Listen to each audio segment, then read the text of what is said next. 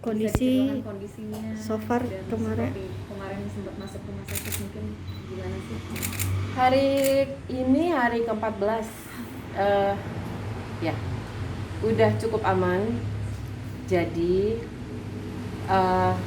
tanggal 20 Oktober pas, jadi sebenarnya gini, mungkin ada yang tahu bahwa udah lama banget gue sering, ini bukan operasi pertama, sering entah tumor, entah kista, entah miom, entah apapun itu.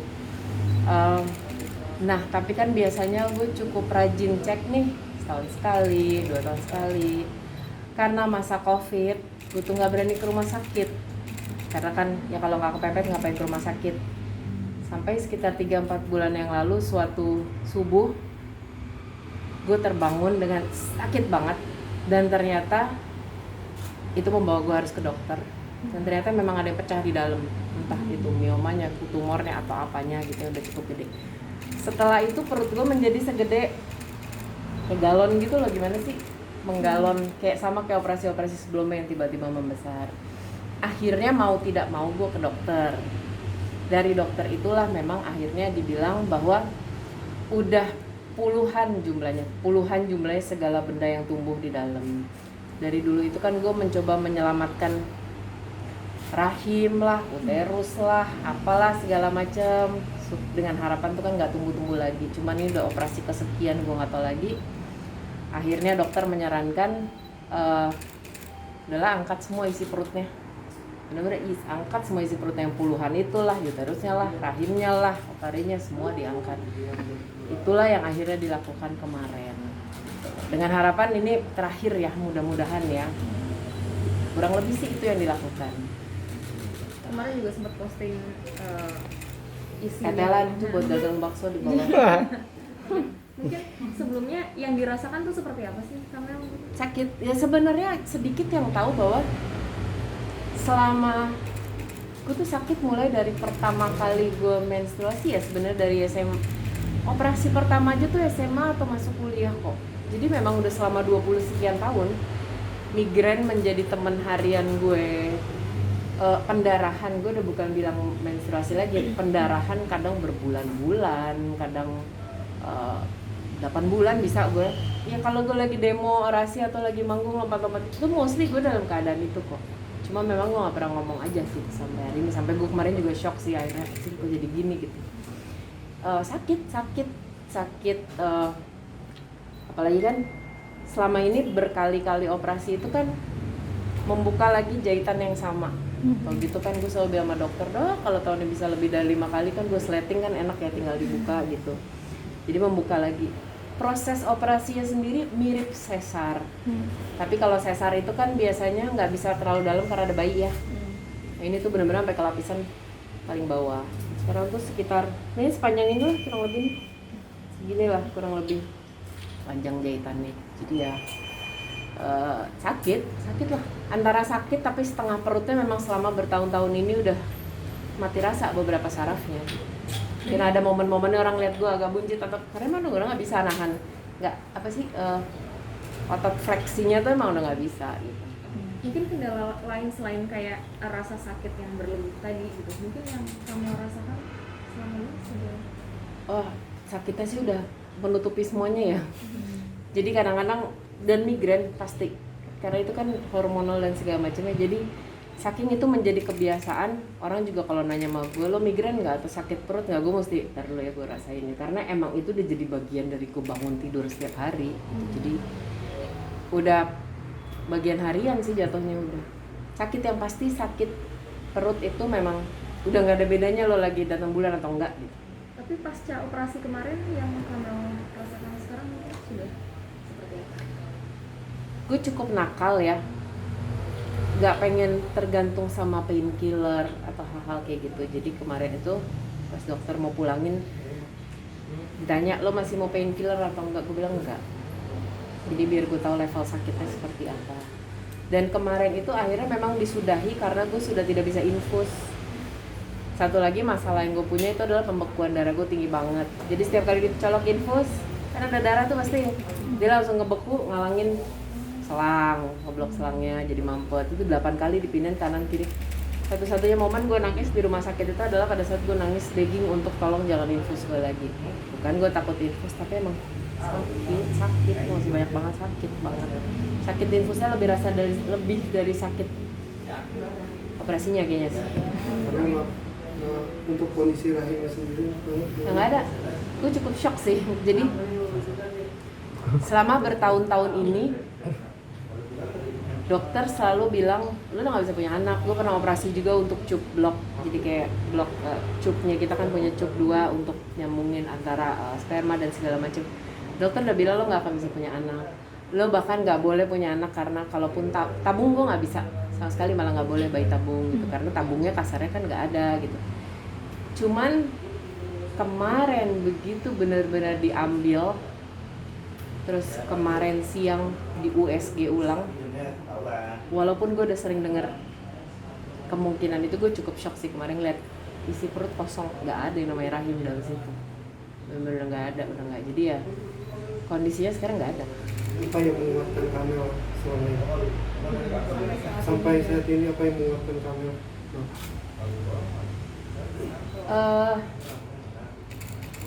Nggak tahu sih, karena buat gue kali ini jujur operasi ini beda sih.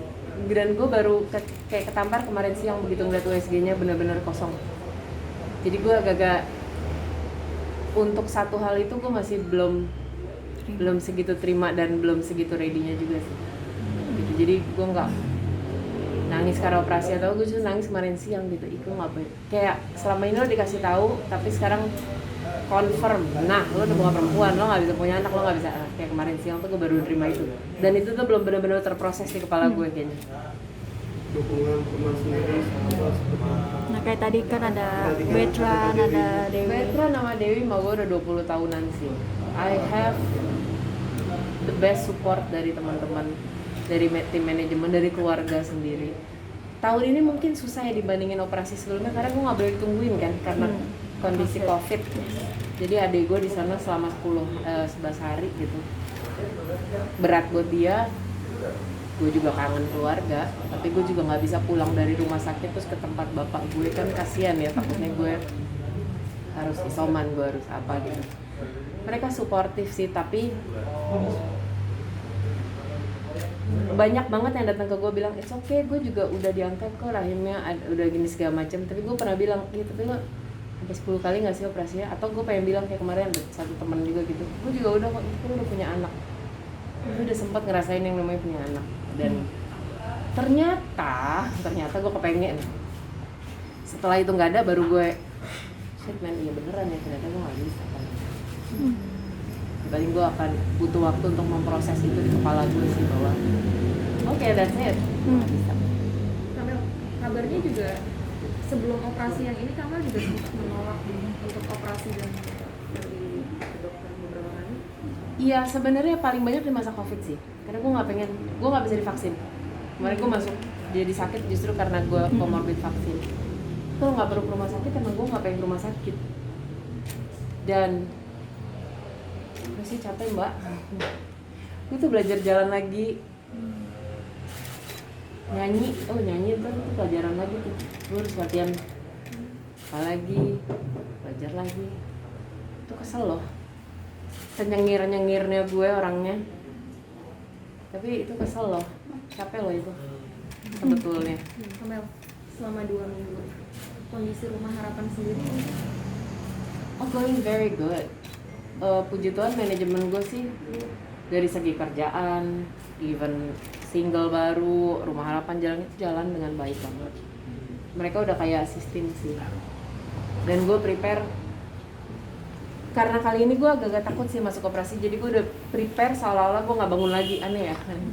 Jadi gue sampai bikin surat warisan, surat wasiat buat anjing-anjing, kucing-kucing gue. Banget. Kalau gue nggak bangun lagi gini ya, tanggal segini kirim ini ya, sembako kesini ya, kirim ini itu ya, gitu. Jadi kejutan sih jalan dan harus jalan. Rumah Harapan akan selalu jalan, nggak ada gue juga. Kamel kenapa sampai kepikiran yang kali? Nggak tahu. Hopeless kan, sempat hopeless, ada Gue titik. capek kali operasi ya. Operasi itu capek loh. Dan gue kan selama ini tipe orang yang play it tough ya, nggak pernah kelihatan untuk Sakit. gitu segala macam. capek kali ya. Justru tapi ya mereka kayak teman-teman tadi, yuk lo ngomong sama media, lo bikin tulisan, lo ini kita jadikan ini awareness, sosialisasi untuk perempuan-perempuan luar sana supaya mereka cek. So ya mudah-mudahan ini bisa dijadiin. Tapi gue sendiri capek, jarang tuh denger gue ngomong gitu. Gue capek, rasanya gak enak. Artinya seorang Melanie sempat putus asa juga ya? Putus asa enggak, maksudnya kalau putus asa tuh kan kayaknya mau bunuh diri banget tuh ya. Enggak sih, capek ya, kayak nyerah ya, apalagi sini gitu. Udah menjadi orang yang sempat menjadi orang yang pesimis kali ya. Ini apalagi sih gitu. Kamel, mungkin sedikit dong buat informasi juga. Apa sih awalnya yang membuat akhirnya Kamel Vonis. ya ada penyakit ini itu? Jadi gue itu punya bakat dari ya mungkin dari kecil atau dari apa gitu. Pembekuan darah gue tinggi banget. Dan ada beberapa saluran di perut gue itu memang tidak berfungsi dengan baik, sehingga kalau ada kayak kotoran, darah kotor atau apapun itu yang harusnya ditangkap kayak usus buntu gitu, itu memang nggak berfungsi, dan itu semua membeku. Jadilah gumpalan, jadilah tumor, jadilah ini. Nah, gue kesenderan kelamaan aja gampang biru gitu. Gue bisa ke dokter kayak lo kayak KDRT gitu, enggak juga. Itu karena gue kesenderan kelamaan, pembekuan darah gue tinggi banget. Itu pertama. Kedua, level HPV 16-18 cervix gue juga nggak pernah bagus gitu, jadi pasti di lampu merah gitu ya. Itu udah bawaan dari sana kali ya, karena menurut gue pola hidup gue cukup sehat sih. Gue olahraga selain gue hormat pada orang tua gitu, cuman lainnya gue sehat banget sih. Gue vegan, gue nggak processing, gue nggak apapun ya, emang udah bawaan dari sana sih. Makanya sebenarnya yang pengen gue omongin setiap kali adalah cewek-cewek gak usah takut kalau lo punya miom, kista atau apapun. 80% perempuan tuh punya, sama lo udah dewasa ya. Tapi rajin cek dong, rajin cek. Jangan kayak gue yang tiba-tiba sehari bisa kayak timun suri di belah dua gitu. Kemarin dalam berapa hari totalnya jadi rahim orang pada umumnya beratnya cuma berapa ratus gram. Gue tuh kemarin bawa sekitar 1,3 kilo. Dan itu kemarin tuh fotonya aja dibandingin sama penggaris 15 cm, ya lo bayangin aja sepanjang-panjang apaan ya. Yang harusnya cuma segede ini doang gitu, kayak salak, setengahnya salak. Dokter juga kaget sih. Itu berkembang dalam waktu berapa? Gue dari yang tiba-tiba kesakitan tengah malam itu sampai operasi kemarin 2 bulan doang. Cepet. Gue tuh kalau nunggu cepet banget. Kelihatan perutnya jadi miring, apa. Cepet. Oke, terakhir Kamel nih, mungkin ada pesan nggak sih buat masyarakat, teman-teman juga untuk dari pelajaran misalnya dari Kamel? Pertama, gue nggak mati, betul ya nggak? Satu-satunya alasan yang bikin gue pengen ngomong adalah gila di luar tuh ceritanya seru banget gitu. Dilarikan, nggak dia mati, kagak. Masih lama lo liat gue. Saya ngecek periksa diri itu adalah kewajiban sih. Dan gak usah takut, orang kita kebanyakan tidak memeriksakan penyakit karena mereka akan bilang, gue takut ketahuan penyakit gue gitu. Justru bagus kan kalau semua ketahuan lebih awal. Gue on track banget semuanya sampai gue 2 tahun gak meriksa karena COVID. Terjadilah ini. Jadi you know what, periksa deh. Even BPJS mengcover itu kok. Berapa? Periksa, apalagi kalau lo udah wanita, lo dewasa, seksualnya, periksa. Itu bagian dari hak lo menjaga, mencintai diri lo. Harus bed rest berapa lama Kamel pasca keluar dari rumah sakit? Kenapa? Harus bed rest berapa lama dari dokter sendiri? Sebenarnya dokter itu ngebebasin tenaga ya. Oke. Gue 2 minggu, gue udah kebiasa sih operasinya. Udah kebiasa. Yang operasi sebelum ini yang gede banget di kiri itu sebulan kemudian gue udah tur rokok di Kalimantan gitu. Cuman Kalau saat ini sebulan setengah nih probably. Mudah-mudahan, tergantung kenakalan gue aja. Tapi gue tipe yang kalau diem malah gue lagi kepikiran banget sih soal ini ternyata kejadian beneran. Nightmare gue yang gue takutin selama 20 tahun akhirnya kejadian beneran kali ini. Gue akan berusaha menyembuhkan otak gue supaya gue gak mikirin itu. mimpi buruk. Hah? Mimpi Ke buruk. psikolog mungkin? psikolog gue kayak gitu-gitu tadi bentuknya tuh Dedi, Bertrand, ntar siapa gitu. Mereka tahu dari awal gue sakit, mereka tahu gue operasi beberapa kali yang gitu-gitu. But kali ini ternyata shit kejadian. Itu tadi. Bokap sama Sementara nyokap gimana? bokap nangis di operasi kedua gue apa ketiga dulu lah di mana-mana gitu. Mereka cukup happy adik gue, saya punya anak 2. Even though setiap kali gue denger orang hamil, wah aku mau gue hancur sih. Adik gue yang cowok itu nikah 3 hari sebelum gue dia nikah 3 hari sebelum gue operasi. So ya, gue lagi mempersiapkan diri untuk gue siap mendengar bahwa aku ini loh. Amel mungkin setelah ini mungkin ada ngurangin gak sih kegiatan-kegiatan Kamel atau mungkin mau manage kegiatan Kamel? Yang pastinya fisik otak gue sih nggak bisa diinin ya, tapi fisik iya pasti. Fisik pasti. Ya kebetulan juga lah belum semuanya industri balik dengan balik nggak pasti. Tapi gue nggak akan bisa diem banget sih. Diem banget itu justru membunuh otak gue. Oke? Tadi nama penyakitnya apa ya? Waduh, itu nama bahasanya udah aneh banget sih itu.